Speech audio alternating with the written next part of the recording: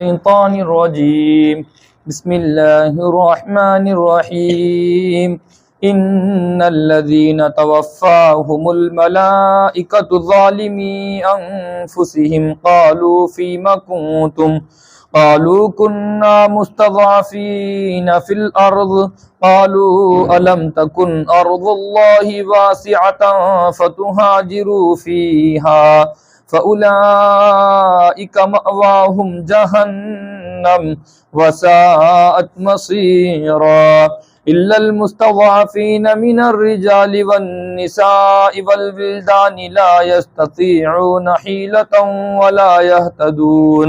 ولا يهتدون سبيلا فأولئك عسى الله أن يعفو عنهم وكان الله عفوا غفورا ومن يهاجر في سبيل الله يجد في الأرض مراغما كثيرا وسعا ومن يخرج من بيته مهاجرا إلى الله ورسوله ثم يدركه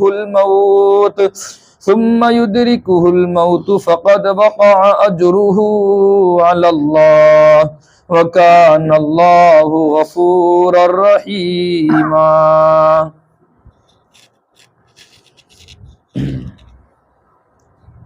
ان آیت مقدسہ کے اندر اللہ تعالیٰ جو حکم نازل فرما رہے ہیں وہ ہجرت کا حکم ہے،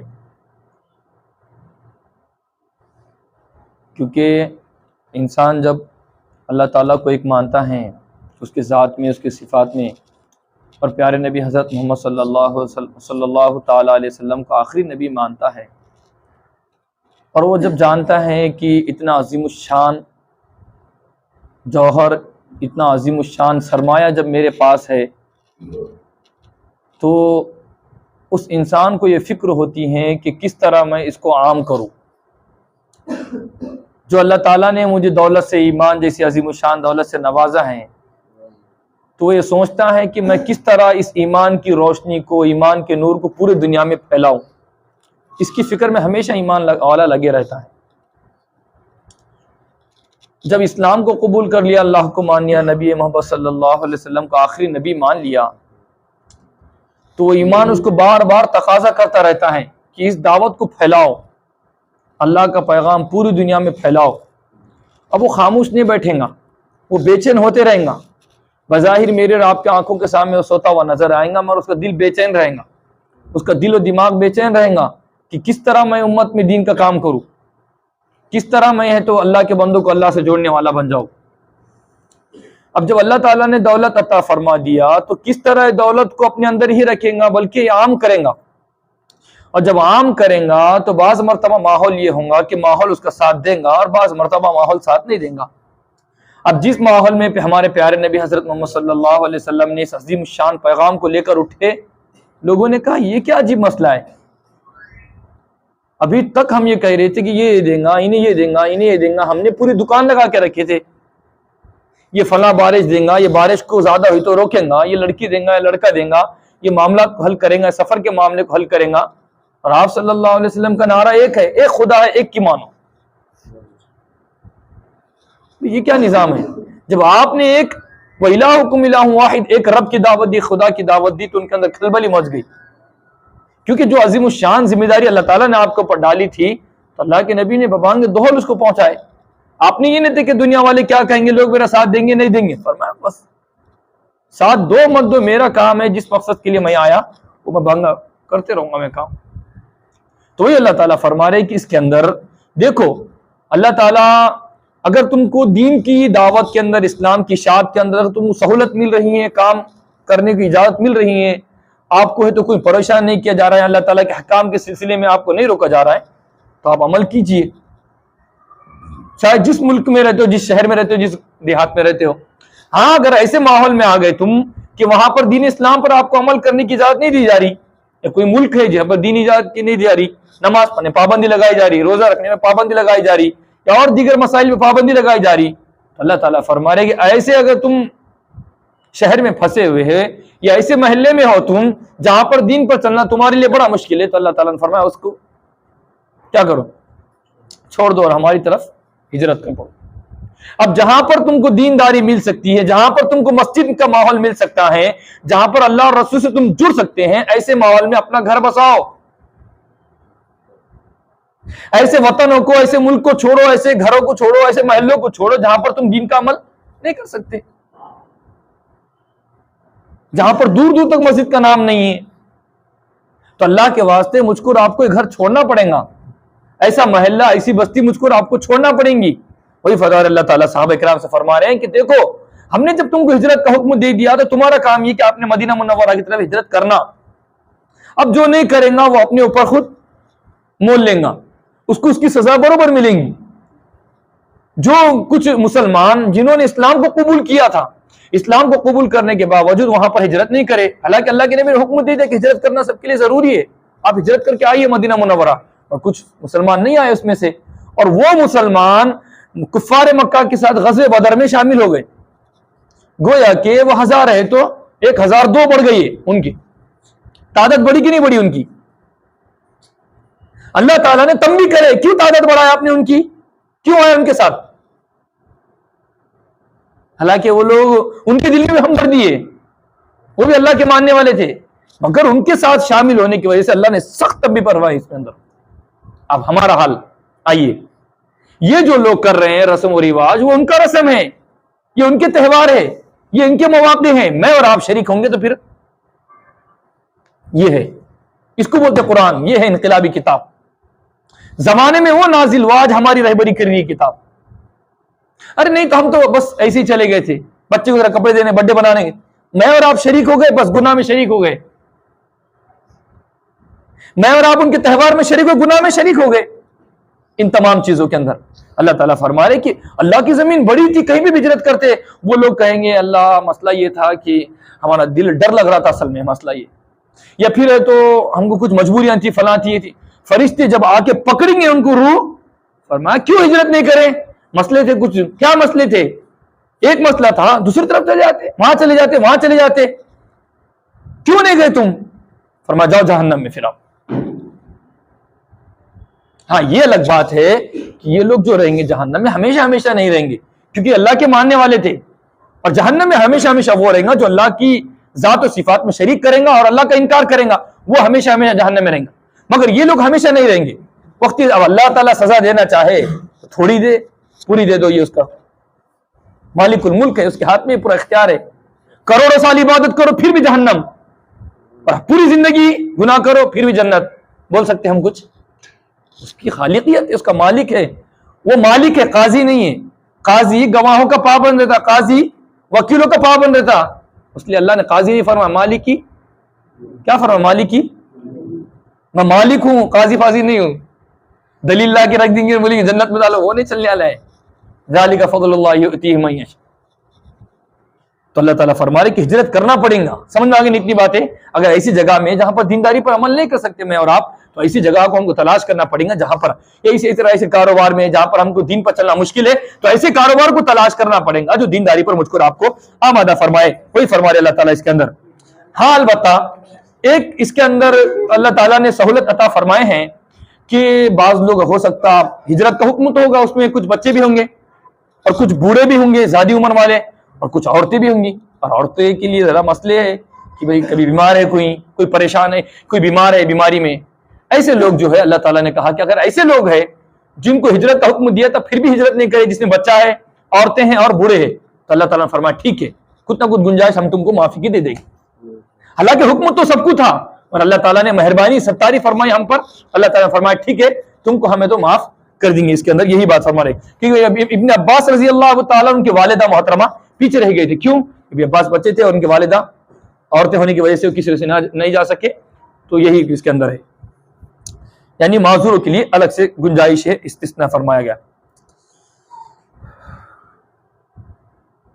اب مسئلہ یہ ہوا،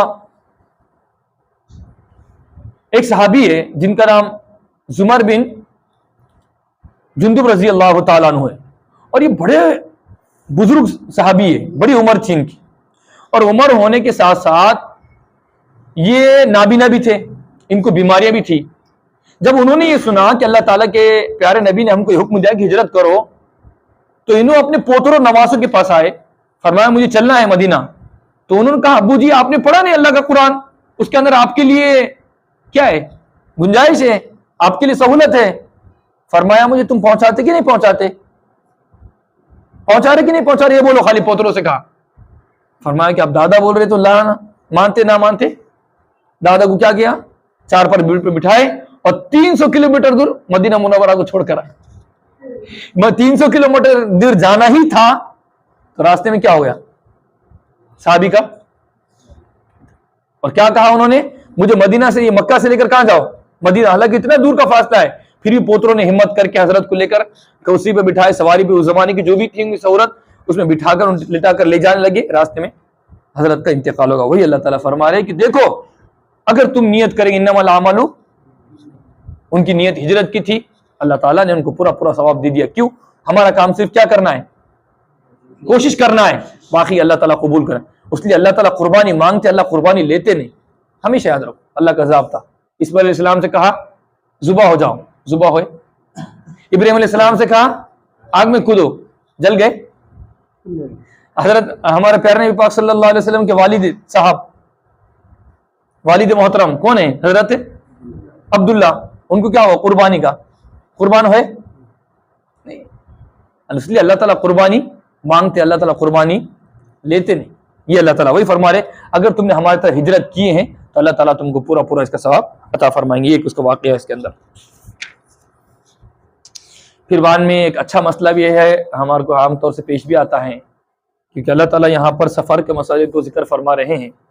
اگر کوئی آدمی سفر پر جا رہا ہو اور سفر بھی شرعی سفر ہو، 77 کلومیٹر نا 78 کلومیٹر سفر شرعی کے اندر اگر کوئی جا رہا ہے شخص، تو اس کے لیے نمازوں کا حکم یہ ہے کہ وہ اپنی نمازوں کو، جو 4 رکعت والی نماز ہے اس میں کیا کریں گا، وہ کمی کر دیں گا، 2 رکعت پڑھ دیں گا. جیسے ظہر کی اور عصر کی اور مغرب کی، عشاء کی، ظہر عصر اور عشاء، ان تینوں نمازوں کو کیا کر دیں گا. اور مغرب کی رہی تو کتنے پڑھیں گا، 1.5 کہ 3. تو سفروں کے اندر یہ ہے کہ اس کے اندر اللہ تعالیٰ نے ہم کو سہولت عطا فرمائی ہے. کیونکہ مسئلہ یہ ہے سفر کے اندر جب آدمی جاتا اپنے گھر سے دور، بال بچوں سے دور، جس کی وجہ سے ذہن دماغ حاضر نہیں رہتا، اور ہمیشہ انسان کو یہ فکر لگی رہتی کہ فلاں کام کر دوں گا، وہاں پر جاؤں گا، وہاں پر جاؤں گا، اور وہاں پر جانے کے بعد میرا کام ہوتا نہیں ہوتا، میرا کاروبار ہوگا نہیں ہوگا. یہ تمام مسائل الجھنیں رہتی، جس کی وجہ سے شریعت نے کہا کہ جب اتنی الجھنوں میں ہے تو زیادہ اس کے اوپر دباؤ نہیں ڈالیں گے ہم. اس لیے شریعت نے کہا کہ آدھی نماز پڑھو، جلدی سے اپنی نماز مختصر پڑھ لو اور اپنا سفر جاری رکھو، تاکہ تمہارا کام بھی ہو جائے اور تمہاری عبادت بھی ہو جائے. یہ اس کی شریعت مطہرہ نے ہمیں حکم عطا فرمایا. ہاں جماعت کے ساتھ اگر آپ پڑھ رہے ہیں تو آپ کو مکمل نماز پڑھیں گے. اس لیے آپ کو تو پہلی بات، جیسے یہ آپ کے اوپر ہے، پہلی بات تو جماعت آپ کے اوپر ہے نہیں، پہلی بات آپ کے اوپر جمعہ ہے نہیں، پہلی بات آپ کے اوپر روزہ ہے نہیں. سفر کے اندر بولیں گے نیا حکم آ گیا تو مسئلہ ہمارے سامنے. سفر کے اندر ہاں اگر کوئی رکھنا چاہ رہا ہمت کر کے، عام طور سے اللہ تعالیٰ نے ہم جس دور میں جی رہے ہیں، اللہ کا احسان ہے کہ اس کے اندر سفر کی سہولت ہے الحمدللہ. ایک دھکا بھی نہیں لگتا مجھ کو، آپ پسینہ بھی مشکل سے جائیں گا، گھر پہ پسینہ جائیں گے، مگر ٹرین کے اندر کوئی مسئلہ ہی نہیں ہے. ایسے سفر ہے کوئی ہمت کر کے روزہ رکھ رہا ہے تو اس کی بات ہے الگ ہے. اور شریعت یہ کہیں گے بھائی تو ٹرین میں کر چاہے جہاز میں کر، روزہ معاف ہے. معاف ہے مطلب تو رخصت دی جاتی ہے بعد میں تو اس کی قضا کر لے، یہ مطلب ہے سفر کے اندر. تو اس لیے جو نماز ہے اس کو آپ کو قصر کرنا. جیسے حضرت نے پوچھے امام کے پیچھے پڑھنا ہے تو آپ اس کو مکمل ادا کریں گے.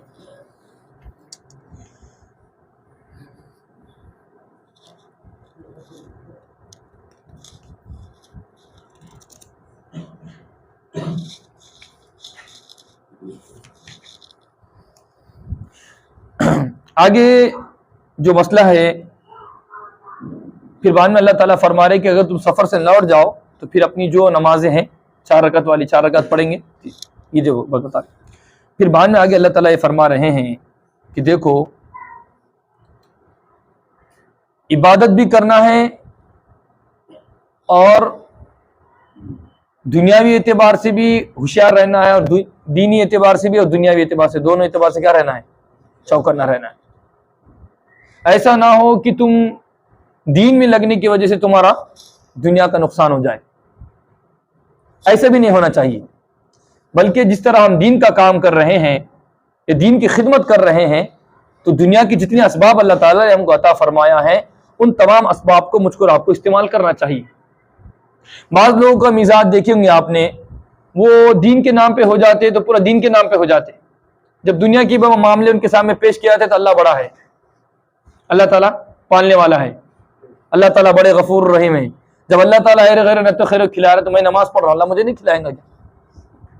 مطلب ایسے لوگ ہمارے سامنے دلیل پیش کرتے ہیں. اب سامنے والے کے سامنے جب بولیں گے اللہ کھلانے والا ہے، سامنے والے کیا بولیں گے آپ اس کو؟ بات تو یقیناً اللہ تعالیٰ کھلانے والا ہے، مگر جو تو استعمال کر رہا ہے اس جگہ پر یہ لفظ استعمال کرنے کی گنجائش نہیں ہے. تو وہی اللہ تعالیٰ اس کے اندر جو بات فرما رہے ہیں کہ دیکھو تم عبادت میں جب لگ رہے ہو تو اپنے دشمن سے غافل مت ہو کہ تم عبادت میں لگ جاؤ، میرے دین کی خدمت میں لگ جاؤ، پھر دشمن تم کو نماز میں پا کر تم پر حلہ بولنے لگے.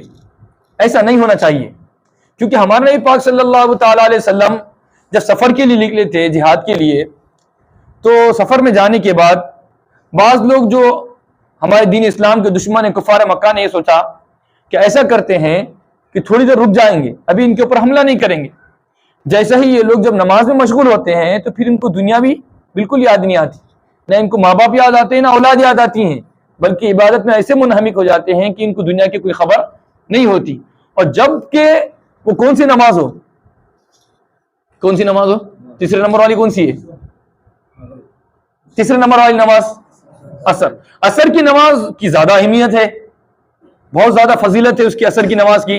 اللہ تعالیٰ نے خاص طور سے حافظوا علی الصلوات والصلاۃ الوسطیٰ، اللہ تعالیٰ نے فرمایا کہ نماز کی پابندی کرو، مگر سب سے زیادہ درمیانی نماز کی. اس کے بعد علماء کرام نے فرمایا کہ درمیانی نماز سے مراد یہاں پہ کون سی ہے؟ عصر کی نماز. کیونکہ عام طور سے عصر کی نماز جو ہے وہ عین کاروبار کا اور گریک کا وقت ہوتا، جس کی وجہ سے وہ اکثر نماز چھوٹ جاتی ہے، قضا ہو جاتی ہے رکعتیں. اور آج مجھے اس کا تجربہ بھی ہوا. تو ایسا ہے، یہ تمام مسائل اس کے اندر پیش آتے ہیں، اس لیے عصر کی نماز کی پابندی بہت زیادہ ہے. وہی فجر عصر کی نماز کا وقت تھا، انہوں نے سوچا کہ جیسا ہی یہ لوگ نماز میں مشغول ہو جائیں گے تو ہم ان کے اوپر حلہ بول کر اس طرح کے وار کر دیں گے. فوری اللہ تعالیٰ نے حضرت جبرائیل علیہ السلام کو اللہ کے نبی پاک صلی اللہ علیہ وسلم کو مبعوث فرمایا. حضرت جبرائیل علیہ السلام اللہ کے نبی کے پاس آیا، فرمایا آقا صلی اللہ علیہ وسلم کفار مکہ آپ کے خلاف یہ سازش کر رہے ہیں، اس لیے آپ چوکنا ہو جائیے. اس لیے بعد میں اللہ تعالیٰ کے پیارے نبی پاک صلی اللہ علیہ وسلم فرمایا کہ دیکھو نماز تو ہم کو پڑھنا ہے بہر حال میں، نماز تو ہم کو پڑھنا ہے، مگر اس کی ترتیب ہم کو چینج کرنا ہے، ترتیب بدل دینا ہے. وہ ترتیب کیا ہے؟ مثال کے طور پر اگر تمام ہی لوگ ایک ساتھ نماز پڑھیں گے تو اس کا حکم یہ ہے کہ مثال کے طور 200 لوگ ہیں تو 100 لوگ نماز پڑھیں گے امام صاحب کے ساتھ ایک رکعت، اور 100 لوگ کیا کریں گے؟ ہمارے پیچھے کھڑے ہو جائیں گے، جو دشمن آئیں گا ان کا مقابلہ کریں گے. سمجھ میں آ گئی بات؟ اب جیسے ایک رکعت مکمل ہو جائیں گی، سجدہ ایک سجدہ ہوگا، دوسرا سجدہ ہوگا، ہمارا اور آپ کو دوسرا سجدہ مکمل ہو گیا تو یہ 100 بندے اٹھ جائیں گے اپنی نمازوں سے، اور یہ اپنے اپنے ہتھیار ہاتھ میں لے لیں گے. ہتھیار ہاتھ میں لیں گے، جو بندے 100 ہمارے ادھر لڑ رہے تھے وہ بندے ادھر آ جائیں گے. آپ اور امام صاحب کی کون سی رکعت چل رہی ہے؟ دوسری رکعت چل رہی ہے امام صاحب کی. اب یہ بندے رکعت میں شامل ہو جائیں گے، یہ نماز اپنی مکمل کریں گے. 2 رکعت رہیں گی تو امام صاحب کیا کر دیں گے؟ امام صاحب سلام پھیر دیں گے. تو امام صاحب نے سلام پھیر دیے تو یہ بندے اٹھ کے پھر چلے جائیں گے، ٹھیک ہے. اور یہ جو دوسرے بندے ہیں یہ سلام نہیں پھیریں گے، کیونکہ ان کی کون سی رکعت ہے؟ یہ پہلی چین ہے ان کی، تو یہ بندے اپنا سلام نہیں پھیریں گے. وہ بندے واپس آئیں گے جو پہلی ایک رکعت جن کی ہو گئی تھی، پھر وہ آ کر ایک رکعت پڑھیں گے اور تحیات وغیرہ پڑھ کے سلام پھیریں گے. پھر یہ بندے جائیں گے، پھر وہ آئیں گے، وہ اپنے رکعت کو مکمل کریں گے. اس طریقے سے اپنی نماز کو لوگ مکمل کریں گے. سمجھ میں آ گئی؟ اس کو بولتے ہیں صلاۃ الخوف، یعنی ڈر والی نماز. یعنی جب دشمن کا ہم پر حملہ کرنے کا اندیشہ ہو، جب دشمن کا ہم پر وار کرنے کا اندیشہ ہو، تو اللہ تعالیٰ نے ایسی طریقے سے اس طریقے سے ہم کو مشق بتائی، اس طریقے ترتیب بتائی ہیں تاکہ تمہارا دین کا بھی نقصان نہ ہو، تمہارا دنیا کا بھی نقصان نہ ہو، تاکہ ایمان والا ہر اعتبار سے چوکن نہ رہے. دین کے معاملات کے اندر بھی، دین کے اندر اگر کوئی مداخلت کرے گا اس کو بھی پکڑو چور کو، اور دنیا کے اعتبار سے اگر ہم کو کوئی نقصان پہنچانا چاہیں گا تو اس کو بھی پکڑو. دین کے اندر بھی چوری کو برداشت نہیں کریں گے، دنیا کے اندر بھی کمی کو برداشت نہیں کریں گے. چاہے دین کے اندر حملہ کرنے والا، چاہے داڑھی ٹوپی رکھنے والا ہو، پگڑی پہننے والا ہو، چاہے کوئی بھی ہو، کتنے بھاری سے بھاری آدمی ہو، اگر دین کے اندر مداخلت کرے گا اور اپنے آپ کو کچھ بھی ثابت کرنے لگیں گا، یا نبی کے مرتبے کو ثابت کر لیں گا یا مہدی کے مرتبے کو ثابت کر لیں گے، ہم یہ کہیں گے کہ آپ 2 نمبر آدمی ہیں. اسی طریقے سے دنیا کے اندر اگر تو ہمارے معاملات کے اندر مسلمانوں کو کوئی دھوکہ دے گا، فراڈ کرے گا، تکلیف دے گا تو اس کو پکڑیں گے. وہی اللہ تعالیٰ اس کے اندر فرما رہے کہ دیکھو البتہ اپنے ہتھیار سے غافل مت ہو، ہمیشہ تم اس کے اندر چوکنا رہو. کیوں؟ اس لیے کہ کافروں کی تمنا ہے کہ مسلمان ہتھیار سے غافل ہو جائے. کیا ہو جائے؟ مسلمان ہتھیار سے غافل ہو جائے اور پھر ہم ان کے اوپر کیا بولے؟ ان کی خواہش ہے وہ ہمارے، جب ان کے پاس ہتھیار نہیں رہیں گا تو ان کی طاقت آئیں گی؟ نہیں آئیں گی. آج کیا ماحول ہوگا ہمارے پاس؟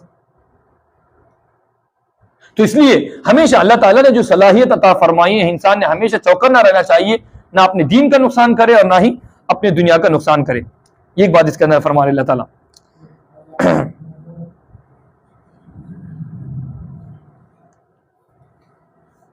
پھر بعد میں ایک صحابی ہے حضرت عبد الرحمن بن عوف رضی اللہ تعالیٰ عنہ، ان کو کیونکہ بیمار تھے، کیونکہ زخم لگی ہوئی تھی، تو جس کی وجہ سے جو جنگ کی ٹوپی ہوتی خود جس کو بولتے وہ پہننا ان کے لیے مشکل تھی. تو اللہ تعالیٰ نے فرمایا ٹھیک ہے، اگر ایسا معاملہ ہے، بیماری ہے، بارش ہو گئی یا کوئی اور مسئلہ ہو گیا تو تم جنگ کی جو ٹوپی ہے مت پہنو، البتہ ڈھال ہاتھ میں برابر لے لو، مگر ڈھال نیچے مت رکھو، کیونکہ دشمن حملہ کر دیں گا پھر ادھر بھاگتے پھریں گے، ایسا مت کرو. دشمن حملہ کر دیں گا، تمہارا بھی نقصان ہے، دین کا بھی نقصان ہے، دنیا کا بھی نقصان ہے.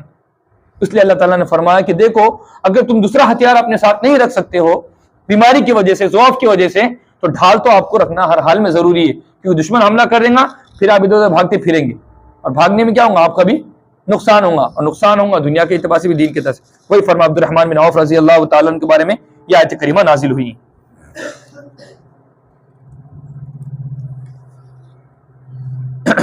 پھر بعد میں آگے اللہ تعالیٰ یہ حکم نازل فرما رہے ہیں، یہ بیان فرما رہے ہیں، جب تم اپنی نمازوں کو مکمل کر چکو تو نمازوں کو مکمل کرنے کے بعد اللہ تعالیٰ کی یاد سے غافل مت ہو، کیونکہ نماز ایک ایسی عبادت ہے جس میں اللہ تعالیٰ کا قرب انسان کو بہت جلدی نصیب ہوتا ہے.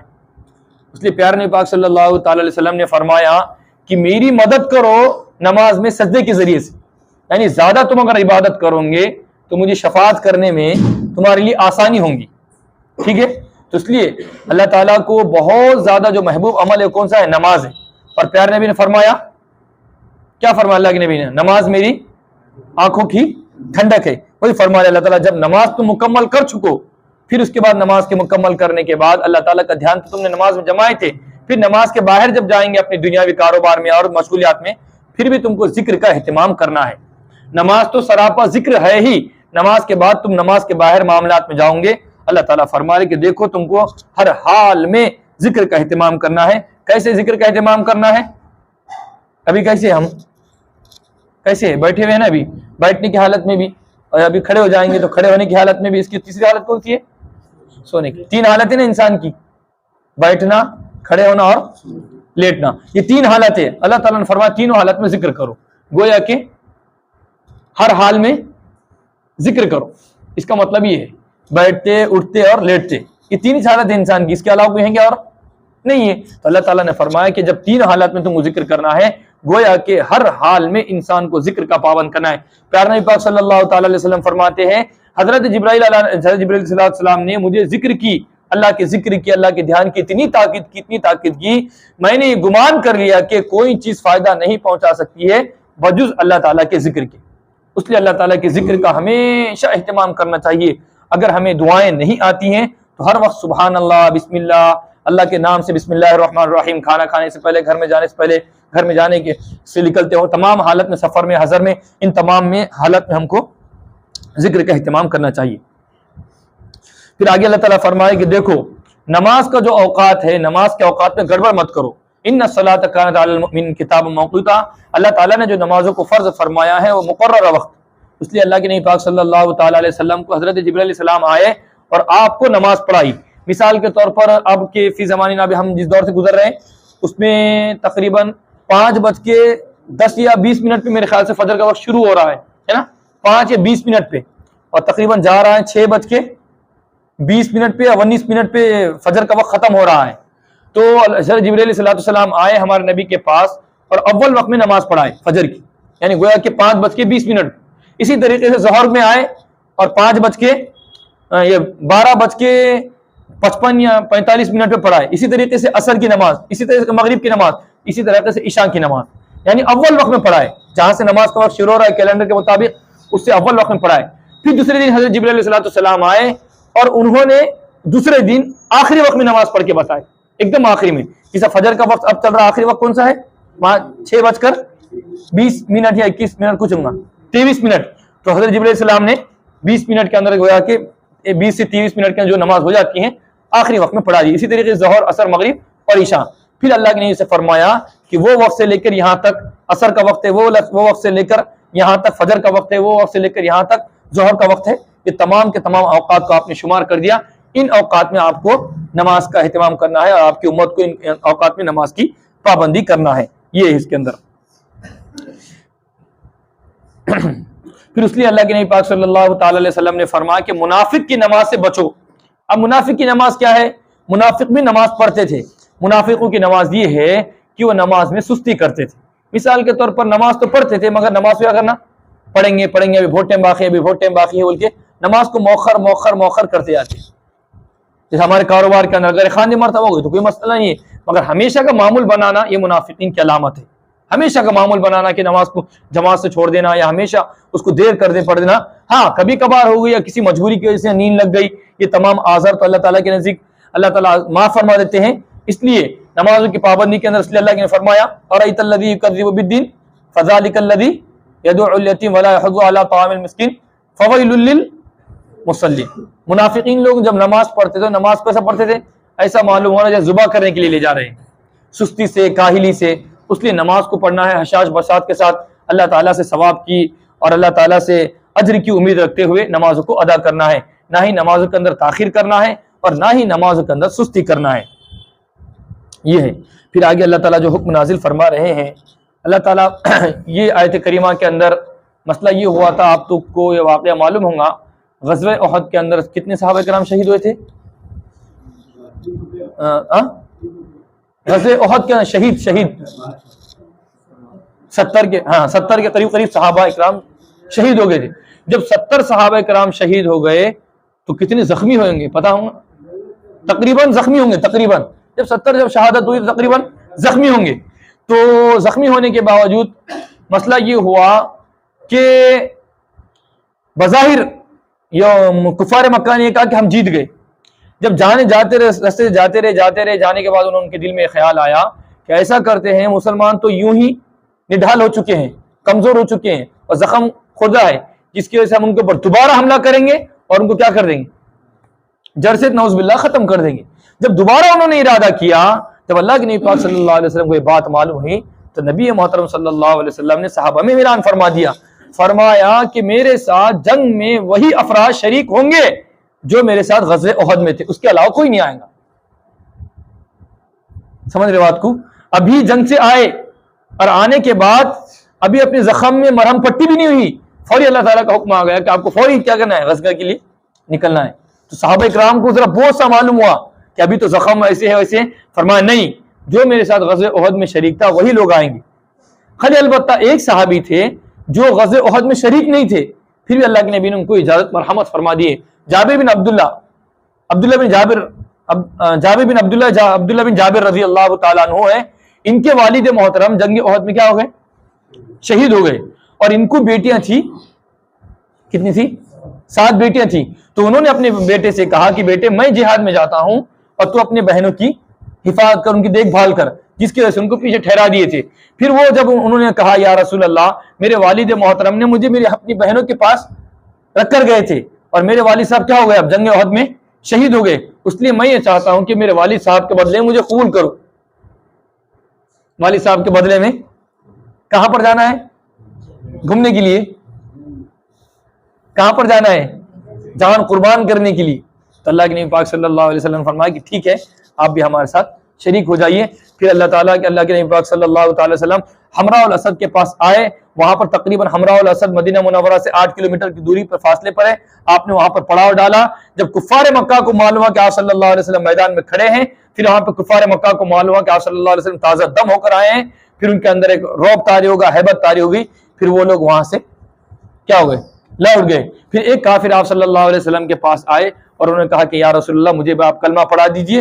اسی مقام پر ایک کافر آ کر آپ صلی اللہ علیہ وسلم کے ہاتھ پر کلمہ اسلام پڑھے اور اسلام کو انہوں نے قبول کیا تھا.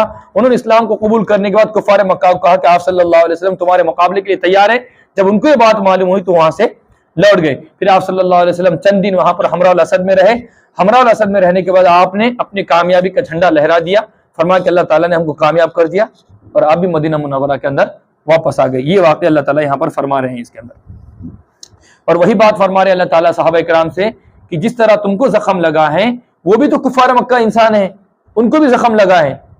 جب وہ تمہارے پاس لوٹ کر آ رہے ہیں مارنے کے لیے تو تم بھی لکھ لو آگے بڑھ کر. اور تم تو وہ قوم ہو جو اللہ تعالیٰ کو وحدہ لا شریک لہ ماننے والے ہیں, اور تم کو اللہ تعالیٰ کے پاس اجر کی امید ہے کہ ہم شہید ہوں گے, ہم کو کیا ملیں گا؟ جنت ملیں گی. ہم شہید ہوں گے تو ہم کو اجر ملیں گا, ثواب ملیں گا. ہم شہید ہوں گے تو ہمارا اعزاز کیا جائے گا, اکرام کیا جائے گا. اللہ تعالیٰ کے نزدیک ہمارے لیے 100 درجات ہوں گے. یہ تمام مراتب ہے. اور ان کے پاس کیا ہے؟ آج جو ہمارے مسلمان فلسطینی جو شہید ہو رہے ہیں ان کے سامنے اللہ تعالیٰ کا قرآن ہے, ان کے سامنے نبی کی حدیث ہے. اور جو ادھر سے مارے جا رہے ہیں یہودی کے سپریٹ میں, ان کے لیے کیا ہے؟ بدبو ہے نا. کتنی لاشوں سے کیا آ رہی ان کی بدبو. اور ہمارے مسلمان بھائی جب شہید ہو رہے ہیں تو ماشاءاللہ ان کے خون سے خوشبوئیں آ رہی ہیں. تو یہ ہے مسلمان وہ ذات ہے جو اللہ تعالیٰ پر ایمان رکھتے ہیں, اللہ تعالیٰ پر توکل رکھتے ہیں. ان کے پاس تو کوئی بھروسہ نہیں, کوئی امید نہیں. اب جس کو زخم لگا ہوگا اس کی زندگی کیا ہوگی؟ برباد ہو گئی. اور جو مر گیا اس کے ماں باپ برباد ہو گئے. ان کا بچہ تھا اکلوتا, وہ بھی چلے گیا. ماں باپ کیا ہو گئے؟ بچے سے یہ ہو گئے, کوئی بیوہ ہو گئی, کوئی یتیم ہو گئی. اور ہمارے پاس اسلام کی عزت ہے, ہمارے پاس اسلام کا اعتماد ہے کہ اللہ تعالیٰ نے مقام و مرتبہ عطا فرمایا. ہمارا بچہ شہید ہوا تو کیا ہوگا؟ اللہ تعالیٰ ہم کو جنت میں اس کا مقام عطا فرمائے گا اور آخرت میں مقام عطا فرمائے گا. وہی اللہ تعالیٰ اس کے اندر یہ بات فرما رہے ہیں.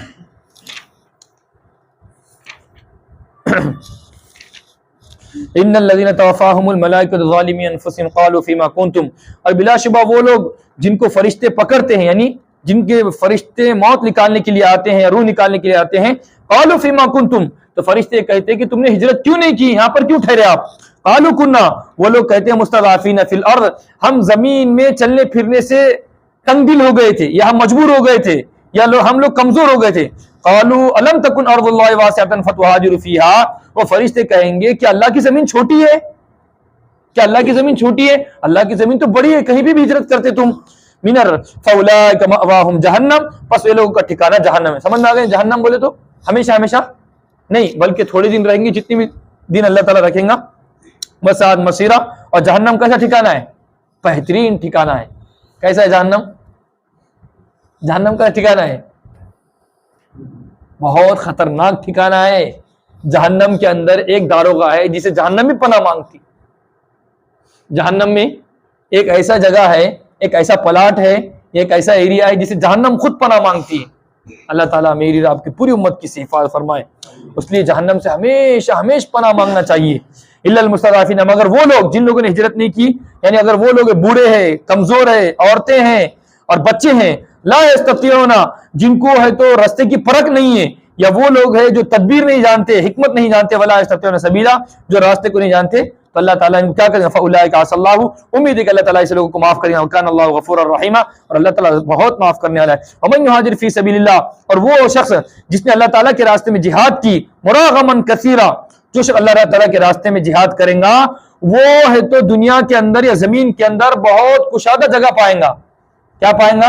اب کیونکہ ہجرت کرنا کوئی معمولی بات نہیں ہے. یہاں کا کاروبار چھوڑنا, یہاں کا گھر چھوڑنا, یہاں کے لوگ چھوڑنا, یہاں کا خاندان چھوڑنا, تمام چیزیں ہیں. اس چھوڑنے کے بعد اتنی قربانیاں دینا ہے. اللہ تعالیٰ فرما رہے گا اگر تم ہمارے راستے قربانی دیں گے ہم تم کو عظیم الشان اچھے سے اچھا ٹھکانہ دیں گے. ایک مثال اس کی حضرت عبد الرحمن بن عوف رضی اللہ تعالیٰ نے مکہ سے ہجرت فرما کر کہاں گئے؟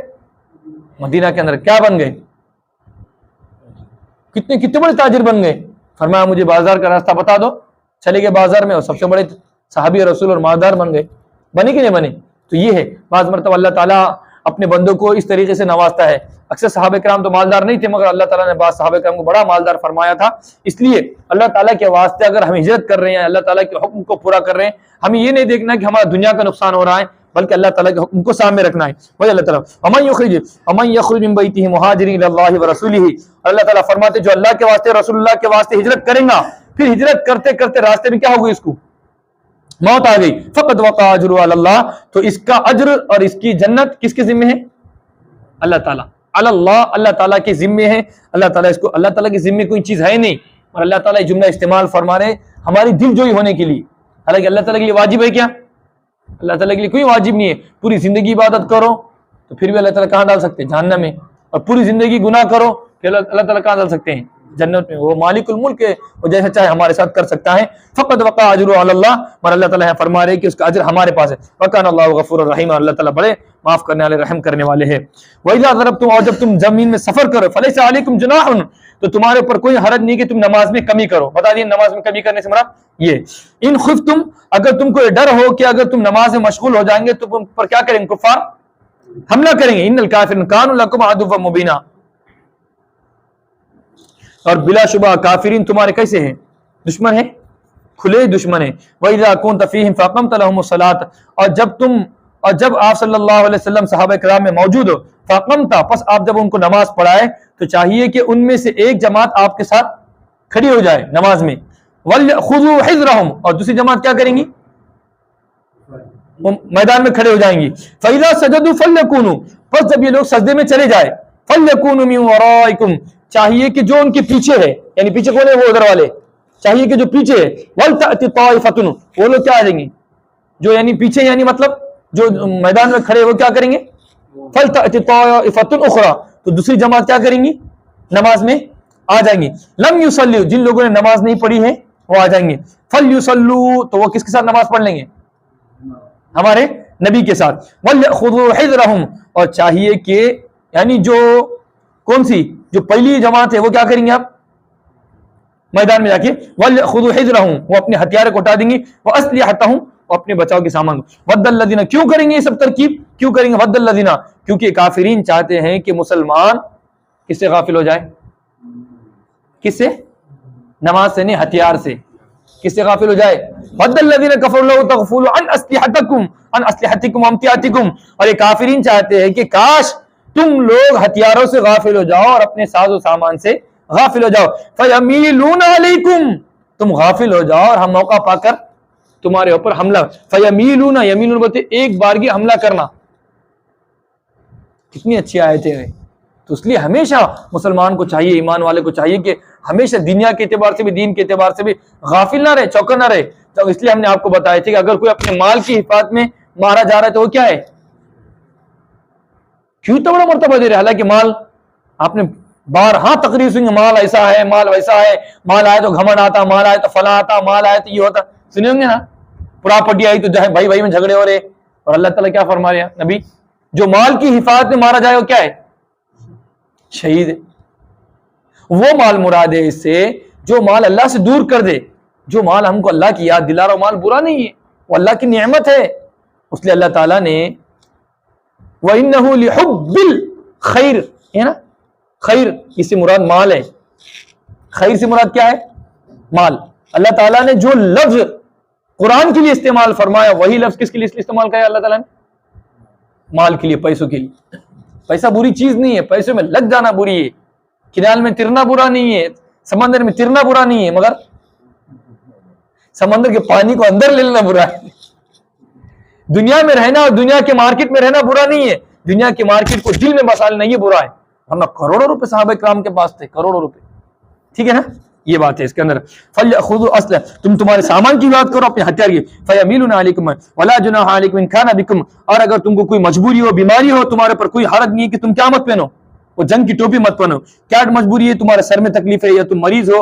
أَن تَضَعُوا، کہ تم اپنے سامان کو. وَخُذُوا حِذْرَكُمْ، ہاں ٹوپی کی تو اجازت ہے کہ ٹوپی مت پہنو، اور ڈھال رکھنے کی اجازت نہیں. وَخُذُوا حِذْرَكُمْ، ڈھال بروبر ساتھ لو، ڈھال سے غافل مت ہو. ان اللہ اعد للکافرین عذابا مہینا، اور اللہ تعالیٰ نے بدترین عذاب کافروں کے لیے تیار کر رکھا ہے. فَإِذَا قَضَيْتُمُ الصَّلَاةَ، اور جب تم نماز کو ادا کرو تو پھر کیا کرو؟ اللہ تعالیٰ کا ذکر کرو. کیسے کرو؟ کھڑے کھڑے، بیٹھے بیٹھے اور لیٹے لیٹے. اس لیے ہمیشہ ذکر کا اہتمام کرنا چاہیے. فَإِذَا اطْمَأْنَنْتُمْ فَأَقِیمُوا الصَّلَاةَ، اور جب تم اطمینان کی حالت میں ہو جائے، یعنی اب جنگ کا خوف بھی نہیں رہا، کچھ بھی نہیں رہا، تو کون سی نماز پڑھنا ہے؟ آپ جو روٹین والی نماز ہے جیسے ہم ریگولر نماز پڑھتے ویسی نماز پڑھتے. ان الصلاۃ کانت علی المؤمنین، اور بلا شبہ اللہ تعالیٰ نے ایمان والوں پر نماز کو اس کے مقررہ وقت میں فرض بنا دیا. تو اس لیے بھائیوں بزرگوں، جب اللہ تعالیٰ نے جنگ کی حالت میں ہم کو نماز معاف نہیں کیا ہے، ان تمام مصیبت اور کٹھن کی حالت میں نماز کو معاف نہیں کیا ہے، اس لیے نماز کا مقام و مرتبہ سمجھ میں آتا ہے. اس لیے نماز کو خوب سے خوب اہتمام کرنا چاہیے، اس لیے کہ اللہ تعالیٰ نے نماز کی وجہ سے، اللہ تعالیٰ نے نماز وہ عظیم الشان عبادت ہے کہ اس کے اندر ہلنا بھی نماز کے اندر کیا ہے، کمی کو پیدا کرتا. اس کے اندر ہاتھ ہلانا مکروہ ہے، اسی طریقے سے زیادہ ہلنا، اسی طریقے سے نماز فاسد ہوتی. جب زیادہ ہلنے سے نماز فاسد ہوتی ہے تو یہاں پر تو انسان چل کے جا رہا ہے، دشمن کا مقابلہ کر رہا ہے، یہ تمام کا تمام معاملہ کر رہا ہے کہ محض اس وجہ سے کہ اللہ تعالیٰ نے بتلا دیا کہ پھر بھی تم ایسی حالت میں نماز سے غافل مت ہو، کہ اتنی محبوب عمل ہے ہمارے لیے نماز. اس لیے تمام مراحل کے اندر اللہ تعالیٰ نے نماز کو معاف نہیں کیا ہے، اس لیے نماز کا خوب سے خوب اہتمام کرنا چاہیے. ہاں البتہ جنگ کے جب میدان کے اندر رہیں گے صرف بات نہیں کرنا ہے، بات کے علاوہ اگر صرف مارنے کی بات ہے، لڑائی کی بات ہے، یہ تمام کے تمام کام کرنا ہے. وَلَا تَهِنُوا فِي ابْتِغَاءِ الْقَوْمِ، اللہ تعالیٰ فرماتے ہیں کہ تم کافر قوم کی تگ و دو سے غافل مت ہو جاؤ، یعنی تم پست ہمت مت ہو جاؤ کافروں کا مقابلہ کرنے سے. ان تکونوا تعلمون فإنهم يعلمون كما تعلمون، اگر تم کو زخم لگا ہے تو بلا شبہ ان کو بھی زخم لگا ہے جیسے کہ تم کو زخم لگا ہے، ان کو بھی زخم لگا ہوں گا. فرما رہے ترجون من اللہ ما لا يرجون، ارے تم تو وہ قوم ہو جو اللہ سے امید لگاتی ہو، ان کے پاس کہاں ہے اللہ؟ ہم کو مار لگا تو ہم یہ بولیں گے اللہ ہے، اللہ اچھا کر دے گا. ان کے پاس کیا آفر ہے اللہ اچھا کرے گا بولیں گے؟ کچھ ہی نہیں ہے ان کے پاس. تو ارے لگ گیا لگ گیا لگ گیا. جیسے ہمارے پاس انتقال ہوتا ہے ہم کیا ہوتے ہیں؟ اللہ تو بہتر جانتا تیری کیا مصلحت. جیسے ہماری کسی اولاد کا انتقال ہوگا، ہمارے گھر میں کس کا انتقال ہوگا، اللہ بہتر جانتا. ہر بات کو کس پہ چھوڑ دیتے ہم؟ اللہ. اب ان کے پاس تو اللہ ہی نہیں ہے تو ان کو سکون کہاں سے آئے گا؟ سکون کیا کریں گے؟ کیا کرنا پڑے گا اس کے واسطے؟ وَكَانَ اللَّهُ عَلِيمًا حَكِيمًا، رسی لٹکانا پڑیں گے پھر سکون لینا ہے. یہ تو بازو. وَكَانَ اللَّهُ عَلِيمًا حَكِيمًا، اور اللہ تعالیٰ جاننے والا ہے، حکمت والا ہے. اللہ تعالیٰ سے دعا ہے کہ اللہ تعالیٰ ہم سب کو قرآن مقدس سمجھنے سمجھانے اور اس کے مطابق زندگی گزارنے کی توفیق نصیب فرمائے. سبحان اللہ وبحمدہ، سبحانک اللہم وبحمدک، ونشہد ان لا الہ الا انت نستغفرک.